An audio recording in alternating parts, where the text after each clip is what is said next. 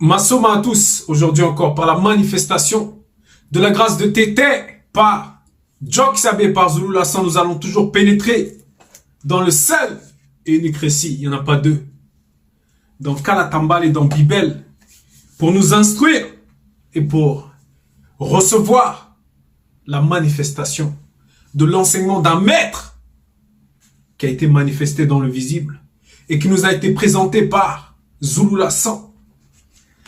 Donc, aujourd'hui, nous allons nous rendre à la page 692, dans le chapitre 43 du livre, ou plutôt de l'évangile caché de Koudoumane Moula, entre parenthèses, de Christ, l'être suprême dans le visible. L'être suprême dans le visible. Djok Sabé, est-ce qu'on a réellement besoin de présenter Djok Sabé? Est-ce qu'on a réellement besoin de présenter le Christ?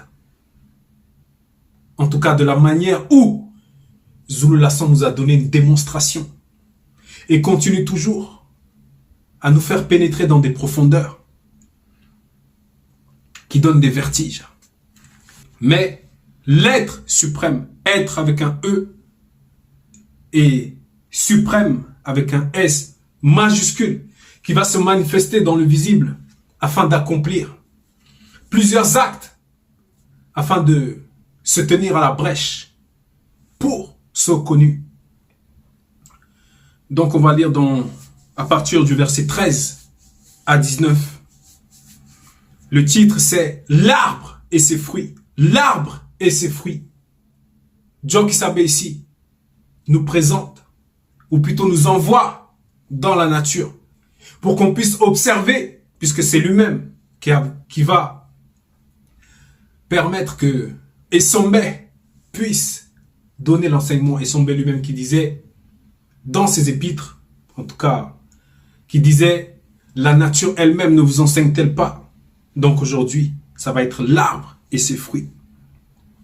L'arbre et ses fruits, pourquoi? Parce que la nature enseigne, comme nous avons dit précédemment, et dans cette nature-là, il y a beaucoup de choses qui se manifestent. Il y a certains types d'animaux, il y a des hommes, il y a la faune, il y a la flore, il y a aussi les arbres. Les arbres, que représentent-ils réellement? Les arbres, ça peut représenter les entités, en tout cas les arbres qui sont connus, les arbres du début, et aussi d'autres qui ont été manifestés après. Ça va symboliser les entités du grand ordre des choses. Mais néanmoins, Djok Sabé va rentrer en profondeur pour nous faire comprendre qu'il y a arbre et arbre. Donc par rapport au contexte ici, ça suit une logique puisque Djok Sabé avait manifesté un miracle sur un homme muet connu ici, un peu plus tôt. Et un groupe d'êtres de blancs et de sang mêlés vont se manifester à lui. En gros, pour dire que c'est pas Satan le Moudima Bobé qui fait ces choses. Donc, il va les remettre à leur place. Il va leur donner un cours de science, un cours de maître. Et il va leur présenter la facette du docteur. En tout cas, il va présenter cette facette du docteur au visible. Et certains vont pas pénétrer cela. Vont pas savoir pourquoi il fait ces choses, pourquoi il guérit un homme muet connu. Ils vont se présenter à lui, ces blancs et ces sangs mêlés là, pour essayer de le déstabiliser. Au verset 13, il est dit, pour avoir, virgule, ou plutôt pour avoir de bons fruits, virgule, vous devez être des arbres naturels et fertiles, virgule. Or, vous n'êtes ni des arbres naturels, ni des arbres fertiles, virgule. En cela, vous ne saurez produire de bons fruits, point. Voilà. Donc, il va se mettre un petit peu à leur niveau. Il va leur dire, pour avoir de bons fruits, virgule, vous devez être des arbres naturels et fertiles, virgule. Donc, il va leur présenter la nature. Observez la nature. Regardez. Il y a la nature, il y a le naturel. Mais vous, là, qui parlait. Mais vous là, or, vous n'êtes ni des arbres naturels, ni des arbres fertiles, virgule. En cela, vous ne saurez produire de bons fruits. Point. Donc là, il va les choquer un peu dans leur conscience. Remettre les choses dans leur contexte. Parce qu'il voulait faire les intéressants. Mais là, ils sont tombés. Ou plutôt, ils ont croisé le chemin du maître de l'être suprême dans le visible. Il va leur présenter que, mais, en gros, mais vous parlez. Vous parlez depuis tout à l'heure, vous parlez, mais voilà la nature. Voilà. Vous êtes ni des arbres fertiles, ni des arbres naturels. En gros, toutes les productions, tout ce que vous dites depuis tout à l'heure, là, ça n'a pas de sens. Vous êtes complètement, non pas déracinés, mais vous êtes à contresens. Puisque la terre même désapprouve, vous désapprouve. La nature même vous désapprouve et les paroles que vous dites n'ont pas de sens. Verset 14. Car on reconnaît un arbre au genre de fruits qu'il produit. Point. Donc précédemment, il leur avait dit qu'ils étaient déjà dans une confusion. Car on reconnaît un arbre des fruits qu'il produit. Donc, dans le sens caché, il leur représente cette facette-là, qu'ils n'arrivent même pas à reconnaître. En gros, c'est quoi un arbre? La nature même, les choses de base, ils n'arrivent même pas à pénétrer cela. Car on reconnaît un arbre au genre de fruits qu'il produit. Oui. Donc spirituellement, là, déjà, il voit leur conscience. Il connaît leur production. Et il leur présente aussi que là, tout ce qu'ils produisent là, ça ne sert à rien. Là, il va leur donner toujours un cours de science.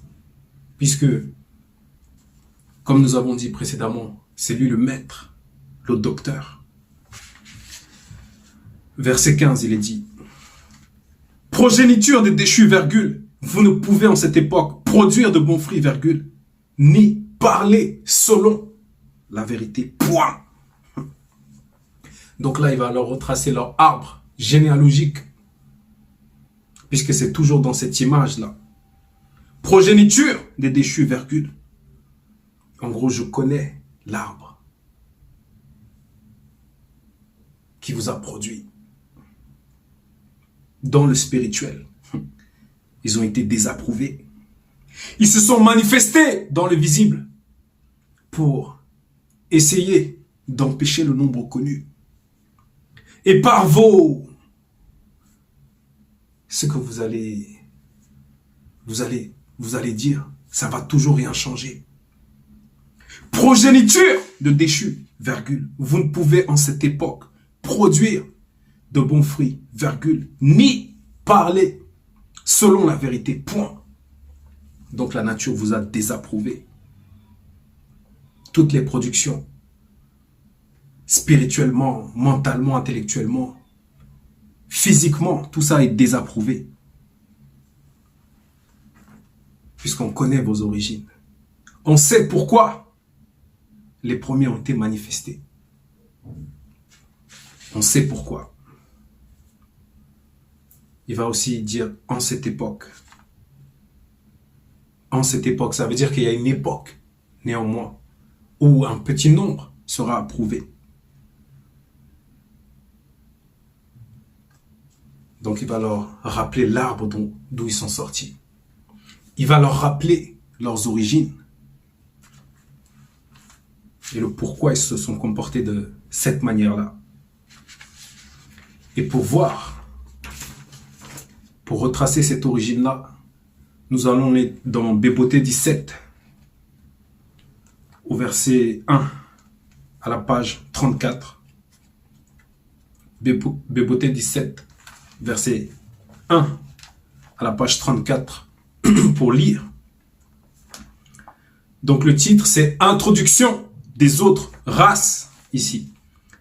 Il est dit, à cette époque précise, virgule, un groupe de Bamololoma Bungulanais, entre parenthèses, anges déchus, parmi la troupe de Satan, le Mundima Boubé, mauvais esprit, émané du monde spirituel, influence spirituelle occulte qui, après avoir introduit l'hybridation avec les animaux, considéra que les filles noires non initiées, issues de la lignée de Ponguissé, sous forme sensible, étaient belles et agréables et en devint amoureux. Et il se mit à conspirer entre eux sur ces femmes noires afin de s'unir comme à des facultés génératrices, virgule, à toutes celles qui leur plurent de préférence. Point. Voilà. Là, on retrace leurs origines. Leur père, il va leur rappeler cela, Djokisabe. Il va leur rappeler leur place. Et pourquoi ils se sont comportés de cette manière-là. Verset 8, c'est à la page 35. Elles, donc là ce sont ces femmes-là, de la lignée de Ponguissé. Elles, non initiées de la lignée de Ponguissé, elles conçurent et enfantèrent une nouvelle race, deux points, les blancs, virgule, à cause de la nature disgraciée, virgule, et de la semence Ndjemé, dénaturée des Bamololoma Bungulanais, entre parenthèses, ange déchu, point. Voilà. Dénaturé, donc contre nature. Il va leur rappeler tout cela, leurs origines et le pourquoi leurs productions sont contre nature. Pourquoi ils se comportent de cette manière-là. Disgracié, nature disgraciée et de la semence Djemé, dénaturée des Bamololoma Bungulanais, ange déchu. Donc on peut voir, on peut lire encore en profondeur, plus en profondeur, dans le livre de Doubissé, par rapport à ce qui se sont dit au départ. Et c'est pour ça que ce groupe-là vont se manifester devant Djokisabe. En tout cas, cette progéniture-là. Parce qu'ils ont vu un miracle. Mais ils vont même pas pénétrer la bonté que le Dokita a manifestée au sein du peuple. Et ils vont s'égarer. Ils vont proférer des paroles.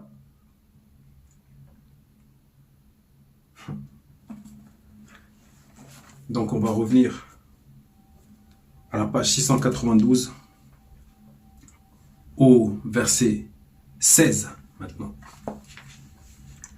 Car c'est de l'abondance, de la conscience du cœur que la bouche manifeste les paroles alimentées par la pensée. Point.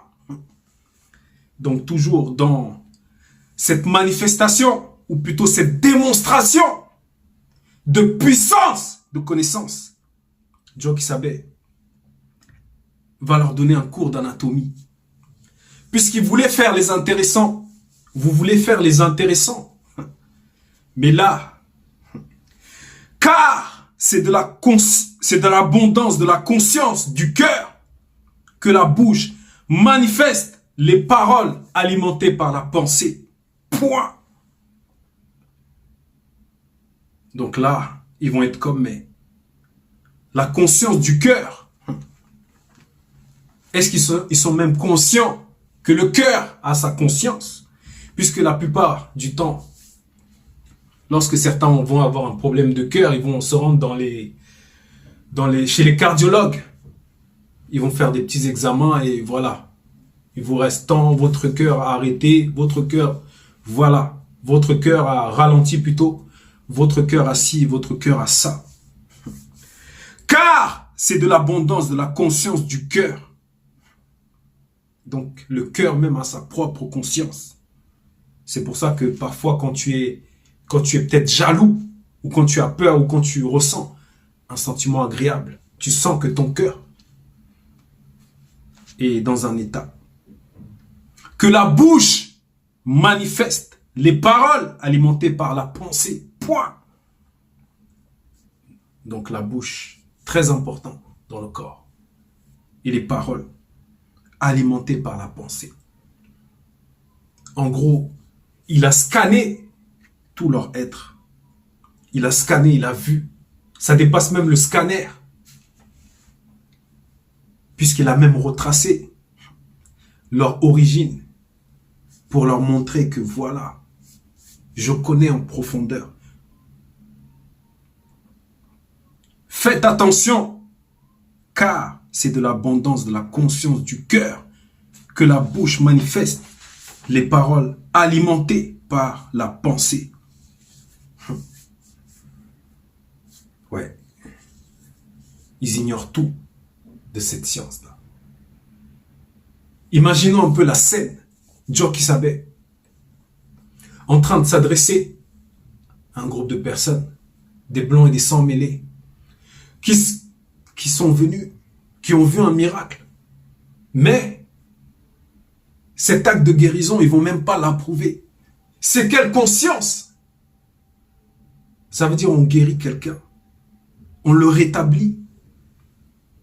Mais ces choses, ça leur échappe. En gros, ils désapprouvent cela jusqu'à dire que mais c'est par Satan, le Mundima Bobé, qu'il fait ces choses. Verset 17.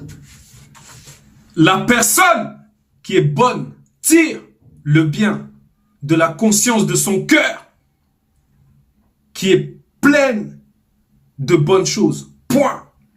Donc la personne qui est bonne tire le bien de la conscience de son cœur, qui est pleine de bonnes choses. Point. Donc il va toujours leur présenter la conscience du cœur.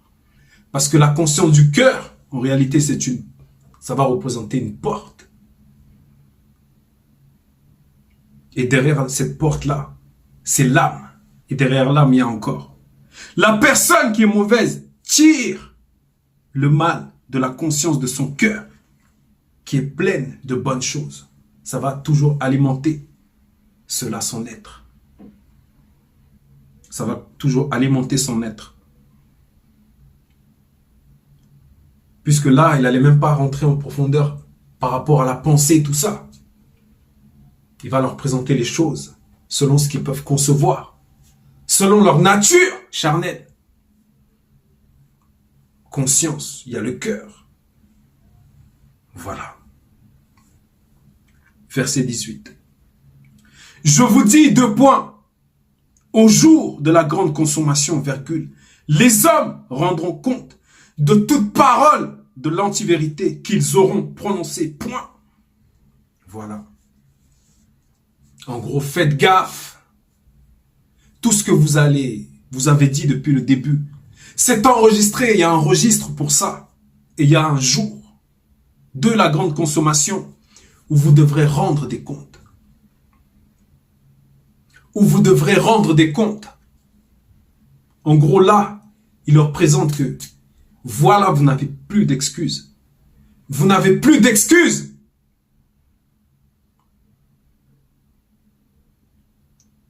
Puisqu'il leur a parlé du mécanisme vibratoire, même de la parole, de qu'est-ce qui se passe, la conscience de la pensée. Il a présenté tout cela. Je vous le dis, 2 points. Au jour de la grande consommation, virgule, les hommes rendront compte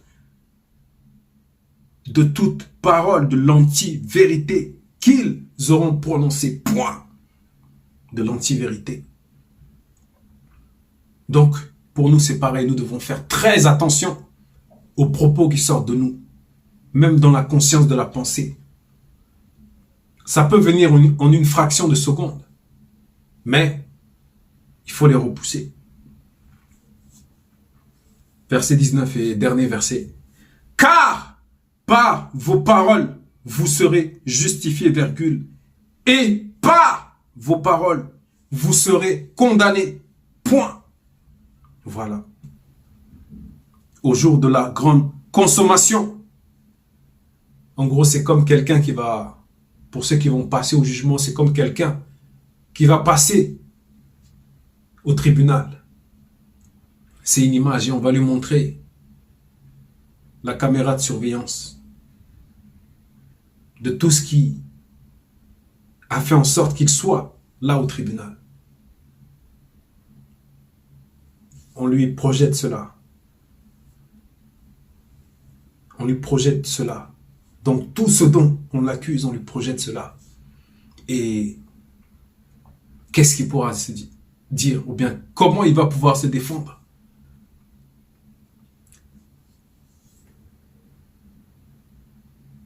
Donc c'était la conversation de Joe Kisabé qu'il a eue avec un groupe de blancs et de sang mêlés. Mais à cette époque, il y a aussi la grâce qui est manifestée par Zulu Lassan pour ceux qui sont les non-noirs, pour aussi bénéficier de la manifestation de l'amour de Tété. Car lui et Joe Kisabé, ils sont un. Mais à cette époque, c'est permis aussi qu'ils puissent rentrer. Mais il y a un travail à faire. Il y a un travail à faire. Donc c'était l'exhortation que l'Oba, par Joe Kisabé et par Zulu Lassan a permis, l'arbre et ses fruits. Ainsi soit-il.